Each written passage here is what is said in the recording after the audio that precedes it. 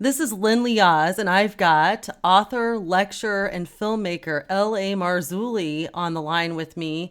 And he has got some very interesting information to share about some recent findings to do with the Paracas skulls and some DNA testing. He has penned 10 books, including the Nephilim trilogy, which made the CBA bestsellers list. LA, are you here? I certainly am, Lynn. Thanks for having me on. Well, thank you. And I'm so happy that we're finally able to connect. We've been trying to do this for a while now. That's true. Wonderful. Yeah. And you are going to be speaking here soon in about a week at the Watchmen's convention. You want to mention that to the listeners? Yeah, I'll be along with a bunch of other speakers. I know Russ Dizdar will be there, and that's always good to hang out with Sir Russell, as it were. But here, the Watchmen Conference is cutting edge material. The lineup speakers, I think of Pastor Paul Begley, I know will be there. Josh Tully will also be there. I mean, it's a great group of speakers in Knoxville. It starts on Friday, and it's just going to be gangbusters. And I'm just honored and excited to be there. Yeah, it's going to be a really great conference. And for those of you listening, like LA just said, it starts Friday, September 30th through Sunday, October the 2nd. And, if you're not able to go out there in person, you can go to their website. That's hearthewatchman.com, and you can get live streaming. And if you mention my last name there, Leahz, Leahz, you can get it for $29.99. So that's a great deal. So anyways, back to the information that you have. This information about the Paracas skulls and the recent findings with the DNA testing is just mind blowing. Can you go ahead and share that with the listeners? Well, I certainly can. Look, and this is the caveat. We've been on the trail of a Nephilim. That's the title of two books, On the Trail Nephilim 1 and 2, but we are literally on the trail. And the reason for this is, and this is the backstory, I believe, and this is our hypothesis, I believe that 3,500 years ago, when we read the biblical prophetic narrative of Joshua and Caleb pressing into the promised land, or the Levant, as it's commonly called, there were giants in the land. The Nephilim tribes were there. The Zanzumim, the Emims, the Nephilim, the Raphaim, the Anakim, all were there. All were present. And I've written about this extensively in my book, The Cosmic Chess Match. Why are they there? They're there for a reason, to thwart God's plan, God's redemptive plan. Because we know later on, thousands of years later, Yeshua, Jesus, will be crucified on Mount Moriah in Jerusalem. That piece of real estate, Jerusalem, is the apple of his eye. And that's a 3-hour discussion. So as Joshua and Caleb come in to what is known as the Promised Land, there's all this really on a part of the Israelites, they're afraid to go in because the Nephilim are there. And this is why 40 years go by before they finally regroup and come back. And then they are given a mandate. And this mandate has troubled biblical scholars and just lay people for centuries. Because unless we understand what happens in Genesis 3, which talks about the seed war, and it says very specifically, the seed of a serpent will be at war, at enmity with the seed of the woman. That's Genesis 3. 3 chapters later in Genesis 6, that seed war erupts to the nines, and we see the Nephilim are on the earth. The Nephilim, and I'm going all over the place here, but I'm trying to, it'll come together. The Nephilim are the progeny between the fallen angelic host of heaven and the women of earth. That's what Genesis 6 is so important. And even more important is to understand Genesis 3. Because if we don't understand Genesis 3, that there's a seed war between the seed of a serpent and the seed of the woman, when we get to Joshua and Caleb going into the promised land, it's genocide.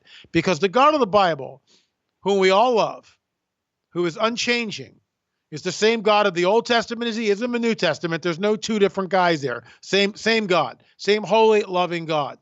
There's a mandate that comes down. Kill men, women, children, animals, burn everything. Why does he say that? This is the very scripture that Richard Dawkins, who's one of the world's leading evolutionists of the 20th, 21st century, he uses it to just completely blast Christians, blast the God of the Bible. And frankly, he's right, unless we're looking at something else that's going on there, because it is genocide. When that mandate comes down, white men, women, and children out, that's genocide. I get that. But if they're hybrid entities, if they're not human, if they are in fact the soulless ones, that changes everything.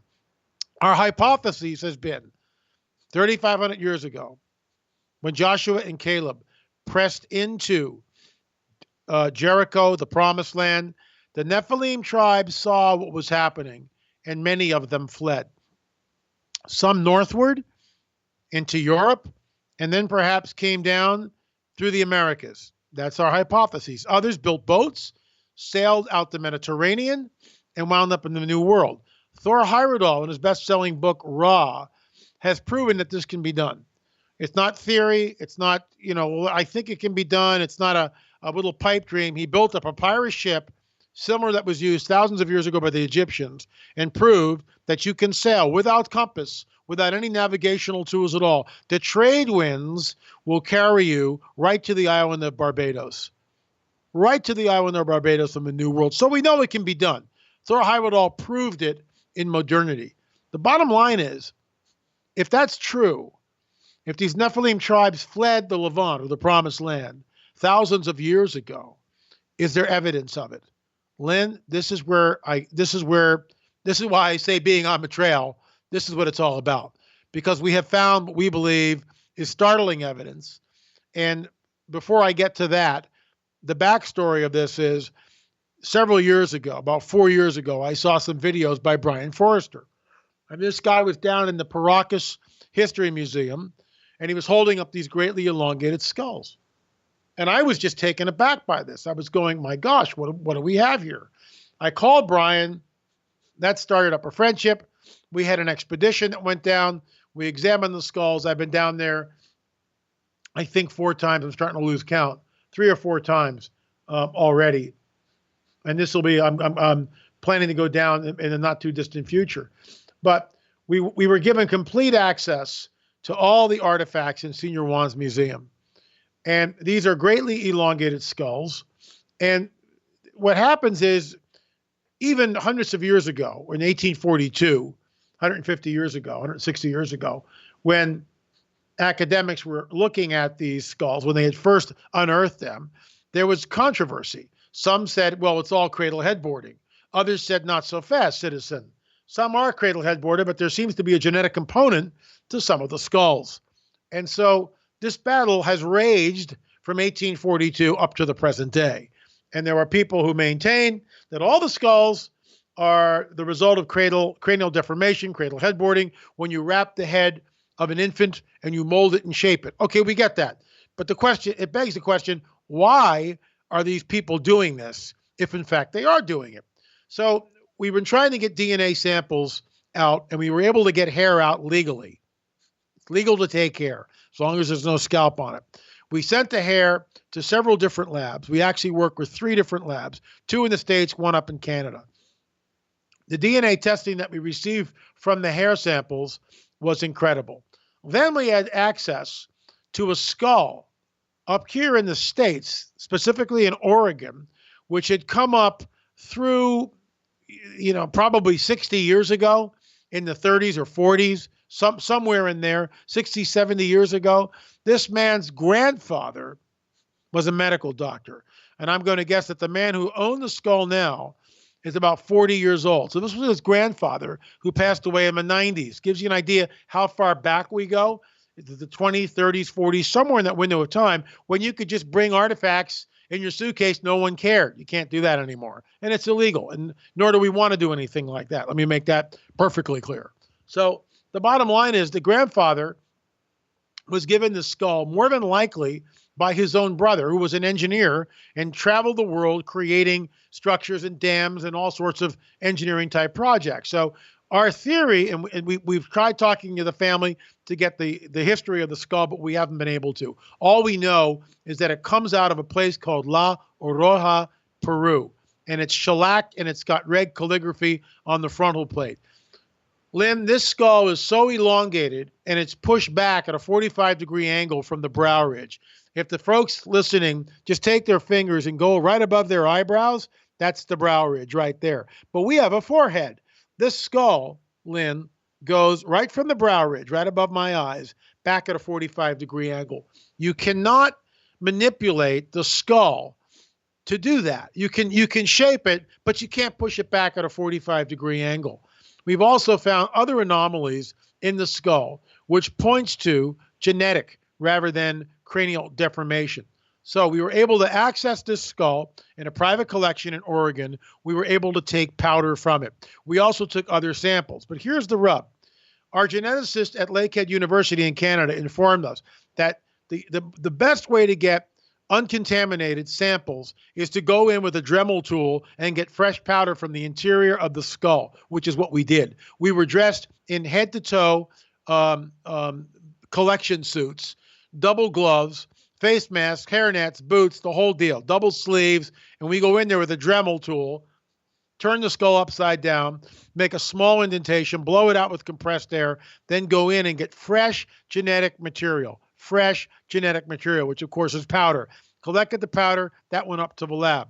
We took other samples, and the mitochondrial DNA, which is from the female line, the mother's side, was all over the map from all the other samples. But the powder, and this is what we actually, in Watchers 10, our movie, and also in my book, Nephilim Hybrids, this actual report from the Lakehead University Paleo DNA Lab is verbatim in the back of my book. It's in the appendix of Nephilim Hybrids. And let me start with that, and I'll work back to the hair. So the geneticist was puzzled, as we were too, because the samples that we gave him from the above the skull that were not the powder, okay, were all over the map. And that just didn't make any sense. We know that this particular artifact was in a box with other artifacts, other skulls. One was Native American, one was Caucasian. All that material is cross-contamination, Lynn. This is a geneticist's nightmare. But the powder is not contaminated. The powder from the interior of the skull has the least chance of being contaminated because it's fresh. Nothing has gotten to it. It was analyzed, and the analyses came up that the haplogroup, which defines the mitochondrial, is from the mitochondrial, from the mother DNA, showed T as in Tom, T2B. That corresponds with a Syria, Turkey, Mesopotamia, in other words, Middle East area, geographic area. That's not supposed to be there. It's not. Because the Darwinian paradigm, which is held sacrosanct in both academia and the scientific community, tells us that at the end of the last ice age, roughly 12,000 years ago, according to a Darwinist, that the Bering Strait today was a land bridge, and people from Asia came over that land bridge, which connects Asia with Alaska, and populated the Americas. We're saying, not so fast, citizen. We don't think that that's what happened at all. And that was our hypothesis, that Nephilim tribes fled the Levant and people populated the New World. Well, the first skull showed us that a mitochondrial DNA, T2B, that's Mesopotamia, Turkey, Syria, that's the Middle East. Essentially, if it holds, it rewrites history as we know it. It does.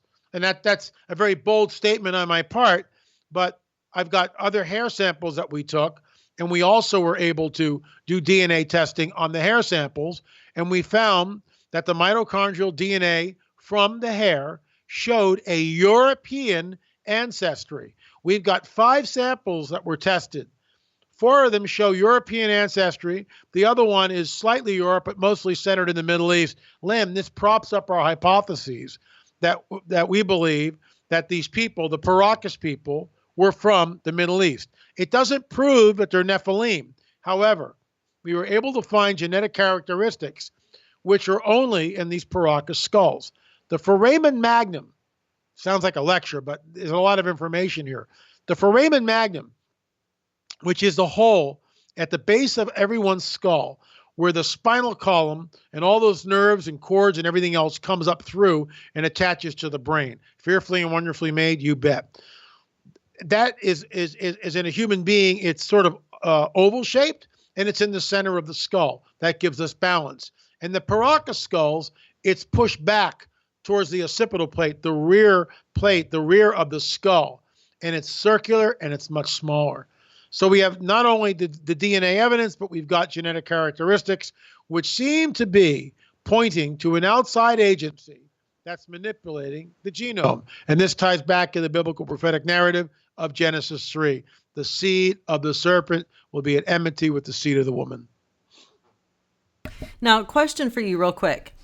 And, I certainly have looked into the Nephilim, and I've been following a lot of your stuff for a long time. And it's very interesting. I've always been intrigued by it. A lot of people are. How do you feel that this plays into the end times for those listening who don't really know a lot about that sort of thing? Well, the way I think it ties into the end times is simply this. We are told by Jesus himself it'll be like the days of Noah when he returns. And that immediately is a red flag. I mean, it's we have to look at that and ask ourselves, what the heck is Jesus pointing to?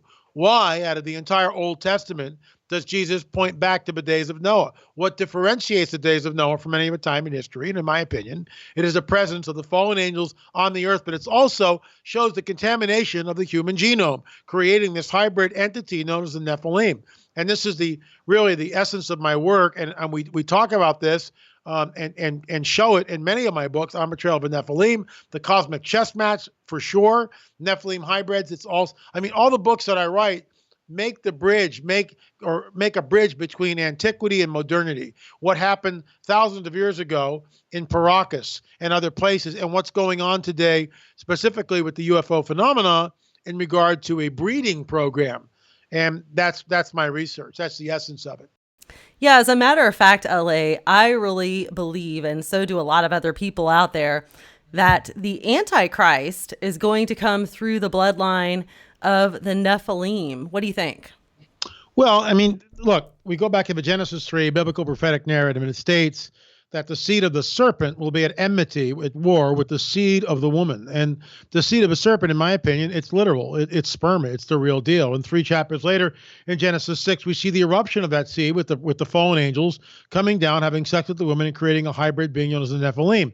Yeshua, Jesus, warns us that it'll be like the days of Noah when he returns. I mean, you can't say it any plainer than that. And of course, in my opinion, what differentiates the days of Noah is the presence of the fallen angels and their unholy offspring, i.e. the Nephilim, running around all over the planet. The seed of the serpent will culminate in the Antichrist. It is the son of perdition. He's called the son of perdition. And I don't believe a group like 20 people go to Antichrist school and, Eddie over here is the top of his class. He graduates and they make him the Antichrist. I don't believe it's that way at all. I believe he literally is the seed of the serpent. And I think it's also a very, very bizarre, and it's wrapped up in a very enigmatic, and it's certainly a conundrum. You get into the whole thing. The late Patty Heron talked about this. Is it Apollyon? Tom Horn and I have discussed this. Is it Apollyon coming back? Some people think it might be Judas. I mean, it's all over the map. Some people think it was Ronald Reagan or George Bush or Obama. I mean, or Hillary Clinton. Some people are saying exactly. Hillary. Well, Hillary might be, for all I know, but the bottom line is it's the seed of the serpent, and I believe that is literal. Well, I'm just thinking about this Antichrist school you're talking about. You had me laughing. I'm glad I had my mic shut off. Antichrist school. But the Antichrist definitely is going to be the satanic bloodline, because if you think about it, Jesus Christ, came through the perfect, pure Jewish bloodline, and Satan, who is the great deceiver and likes to mimic everything God does in his own corrupt way, he will also have the perfect satanic bloodline for the Antichrist to come through. And I believe that, the Antichrist, of course, I believe that person is in our midst, to be honest. I definitely believe we're right on the brink of some big things happening prophetically. Well, and I agree with you. One thing that's very troubling, and of course, Saturday we will be at the Watchman Conference when all this comes down. The internet's supposed to be handed over to ICANN over the weekend, and that is, I mean, how come we don't get to vote on this? How come it's just, King Obama, Emperor Obama just hands over the internet? I mean, is Congress completely, utterly asleep at the wheel? And then, on top of this, you get the fact that Mike Savage, his radio show, is completely gone. It's off the air. He attacked Hillary Clinton. He's gone. It's over. And this alarms me. This alarms me more than you can even imagine. I think we are coming down to something here. People can feel it. It's visceral. And I'm not talking, the feel good snowflake type, safe space type stuff. I'm talking about visceral. People feel it in their guts. They know something's wrong. They're not sure what it is, but it's not good. Something wicked this way comes.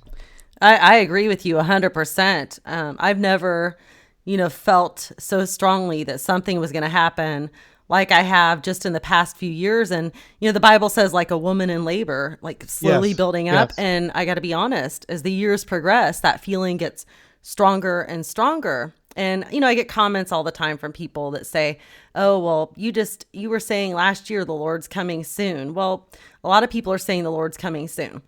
And what is soon to God? We don't know. All we know is there's this urgency. And my take on that is when you have that urgency, you better listen to the watchman and you better be prepared. And that's another reason this Watchmen's Conference is coming up here. The Watchman is so important. There's going to be a lot of very important information shared. And, off the subject, we were talking and I mentioned to you about the Pope when we were talking before and this Luciferian Nephilim bloodline. And you had mentioned a couple things, even about you being on a Catholic radio show recently or something. What's your take on all that? Well, I think it's very interesting. I think that even on this Catholic show I was at, these guys they believe differently than we do. And that's fine, but they love the Lord. And I think eventually all the differences are going to be hammered out. Not here. It won't happen until the King returns. When the King returns, that's when we amalgamate. That's when we become the bride of Messiah. Hallelujah. But look, they're looking at this stuff. They're looking at Benedict, some of these Catholics, and they're going like, wait a minute, what am I looking at here? Why is he there? Or I'm sorry, Francis. Why is Francis here and Benedict's out? And that was a coup. And interestingly enough, Tom Horn wrote about that years before it happened. He said that the current Pope, which of course was Benedict at that time, was going to step down. And then it happened. Go figure, right? So I just think we're on the cusp of something. We could spend an hour on this, Lynn. When you look at the collapse of Venezuela, you look at the uncertainty of the housing market in the United States, the uncertainty of the dollar, the North Korea saber rattling, the war going on in the Middle East, which some people believe as I do. We are looking at the nexus of World War III. You look at Aleppo, what's going on, the genocide that's happening there. Think about ISIS and everything else. And then you throw in just the earthquakes, a plethora of earthquakes, the rise of earthquakes on a global level, the idea of volcanic activity. These are the days of chaos. Think about Fukushima, where they no longer know where the fuel rods are for the reactor number 4. No idea where they went. They went missing. So, they're basically melting down, and they'll probably wind up in Nebraska in a couple of months. I don't know. But it's just Yeah. It's getting really, really nasty. Yeah. And how do these things turn up just missing? Oh, whoops, sorry, we don't know what happened to that. It's crazy. Well, It is. another thing we're seeing, we're talking about the Pope, and we're seeing this, the forming of this one world religion, and the Pope is the one leading all of this. And you're seeing all these people like Rick Warren and Kenneth Copeland, who was, when I was a kid, of course, I was an 80s kid, and Kenneth Copeland was a big deal at the time. And people are so hung up on him that they're even following him, even though he's all for the Pope and the forming of this one world government and one world religion. And that's taking place too. And that's bizarre. That's really, really bizarre. And look, why we sit on this side of the one world government, one world religious system and speculate at some point in time, if we're still here, and I hope we're not, I don't think we will be, it'll become very plain. And I think that the one power that can make that happen is the Vatican. That's the deal. I think it's going to come from the Vatican. I hope I'm wrong. I really do. But I don't see any other organization out there that can make that has a global reach. And the Vatican has a global reach. No other organization on this planet has a global reach, and also a secret. These guys wrote the words for CIA. The Jesuits have been in power literally for hundreds of years. And the new Pope, in fact, Francis, is a Jesuit. So I'm just saying. Well, yeah, and for those listening who might not know, I forget where I went and read it at, but it was the official information about Jesuits, and they are Freemasons. They are in that bloodline. So, Interesting. Yeah. yeah. So, anyways, howbeit that would happen, and the Pope has so many people following him. Look how thousands or millions. I mean, when he rides around in his Pope mobile, people praise him like he's God and bow down before him. And I agree with you wholeheartedly that the Vatican is going to be potentially the leader of this one world religion, one world government that we're seeing. Which is very, very alarming, needless to say. Yeah, I guess to be honest, though, with everything that's happened over the past few years, we shouldn't be so surprised, It's just one thing after another anymore. And I just got to get a little plug here for the Donald. If people out there are thinking that they're not going to vote for Trump because they're smug and they think, well, he's really not a Christian, and I just can't possibly, he's just too bombastic. The alternative is Hillary Clinton, and that means abortion on demand. It means a higher debt, more taxes. It means trillions in taxes guaranteed. And basically the eradication of the middle class, in my opinion. It also means endless immigration from Muslim countries. You got this guy, Geert Wilders, over in Denmark saying we can't do this. France is now calling for a complete ban of the burqa. And Trump is saying Americans first, not immigrants, not illegals, nothing like that. Not refugees, Americans, not foreign workers, Americans. And that's what we need. Here's the deal, folks. Just think about this for a second. I won't be talking about this stuff to hear the Watchmen, so I want to get my knocks in now. If the house is on fire and you're on the second floor in the bedroom, okay? And you can't get down because the staircase is on fire, and you open your window and below you is a net. Okay, is a net. And there's four guys holding this net, and one of the guys is telling you to jump. Do you sit there and go, excuse me, I can't jump unless I know all you guys believe in Jesus, the Messiah? No, you jump. And that's where we are. The house is burning, and if we don't do something soon, we're going to burn with it. And we have one hope right now. That's it. He's an outsider. They all hate him. The media hates him. The elites hate him. He's not part of the secret societies, and that's why the vitriol. Look at the last debate where what's his face, the debate moderator, got up there, and basically he was the third debater. I just couldn't believe it. Lester Holt. I mean, I could not believe what I was seeing on TV. It's like you talk about being in the tank. That's what's going on. I find it unconscionable. Vote who you're going to vote for. I'm voting for the Donald. Amen. That's so true. Why would people want to promote the alternative, which is Hillary? If you don't vote, then that's basically what we're looking at. And, there were so many people that didn't vote for anybody when Obama ran, and look what happened. The whole nation, and I mean this literally, the whole nation since Obama took office originally has just gone to hell in a handbasket. So if we want it to just plunge further into the pits of hell, then by all means, just sit there and don't do anything. And that's what's going to happen. So we're about out of time, but LA, I would love to have you back when we have more time to sit down and do an hour.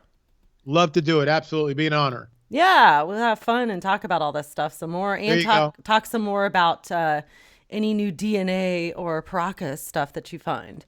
Well, I don't know whether you know about the DNA evidence that's in Watchers 10, and of course the new book Nephilim Hybrids, but it's amazing stuff, and I'd love to come back and talk about that. Yeah, and tell people your website so they can go find out more about you. Great, lamarzulli.net, lamarzulli.net, www.lamarzulli.net. If you're going to email me, keep them short and pithy, and that way I can get to them. Pithy, everybody. That's the word, pithy. Keep it short and pithy. Well, I can't wait to have you back. And for everybody listening, if you can't make it out to the conference at the last minute, you can live stream it. So go to hearthewatchmen.com, and you can use the code LEAHZ, LEAHZ, and you can live stream it for only $29.99 if you use that code. Get the live stream, watch what these people have to say, because it's going to blow everything away.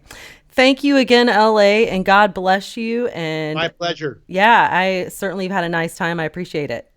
Great. It's Hope to Lynn see you soon. Liaz. Are you ready for one of the most exciting cutting-edge prophecy conferences of 2016?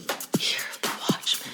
Be part of the most informative, on-fire teachings by some of the most sought-after experts in Bible prophecy. Hear the Watchman. Are you and your loved ones prepared for what's coming in the near future and how it will affect your lives? Are you aware of everything that is about to happen? Hear the Watchman. Finally, there is an event that will connect all the dots. Hear the Watchman. Beginning this September 30th, Hear the Watchman, Knoxville, Tennessee. Can't go in person? No worries. Live stream it straight from your device and enjoy 30 days of uninterrupted on-demand viewing for only $29.99. Normally $39.99. Use the promotional code LEAHZ, that's LEAHZ, when ordering at www.hearthewatchman.com. That's www.hearthewatchman.com, and get your live streaming ticket for only $29.99. In fact, Hear the Watchman is so convinced you will be more than satisfied, they are providing everyone with a satisfaction money-back guarantee. It all starts September 30th. Hear the Watchman, Knoxville, Tennessee. Hear the Watchman before it's too late. www.hearthewatchman.com and use the promotional code LEAHZ, LEAHZ, for a generous discount.